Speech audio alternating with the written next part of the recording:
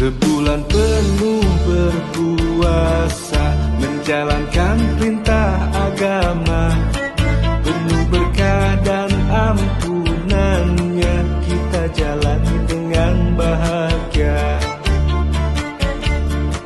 Menahan lapar dan dahaga, kita bisa melewatinya. Nafsu amarah dan ujian berhasil kita kalahkan. Dan kini tiba saatnya kita merayakannya.